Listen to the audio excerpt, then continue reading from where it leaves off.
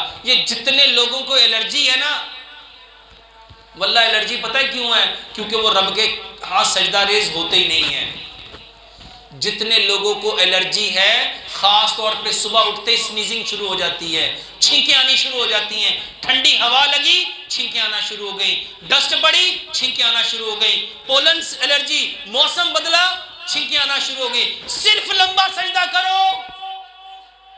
ये जितने लोगों की आंखों के प्रॉब्लम है, सिर्फ सजदा लंबा करो। जितने लोगों के चेहरे पे एक्नी है, पिंपल है, फ्रैकल है, ब्लैक सर्कल है, ब्लैक स्पॉट है, जब सजदा करोगे सारा खून कहां आएगा? आपके चेहरे पे।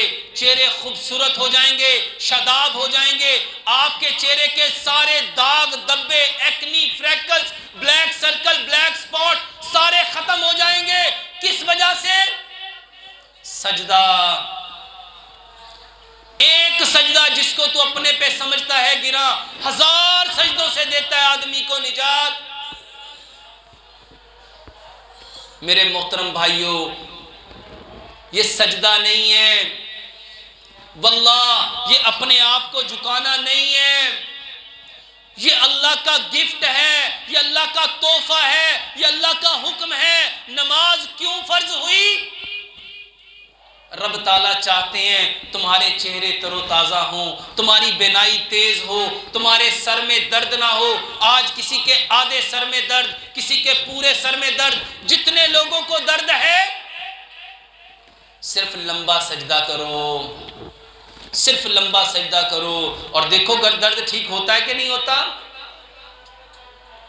मेरे मोहतरम भाई और बहनों, सबब क्या है, वजह क्या है? हमने नमाज को कभी जानने की कोशिश नहीं की। अल्लाह से दुआ करते हैं अल्लाह सुब्हानो तआला हमें 100% नमाज को उस तरह समझने की तौफीक अता फरमाए जिस तरह प्यारे पैगंबर जनाब मोहम्मद सल्लल्लाहु अलैहि वसल्लम ने नमाज को समझा, जिस तरह नबी सल्लल्लाहु अलैहि वसल्लम से सहाबा ने नमाज को समझा और समझ के उसके ऊपर अमल किया।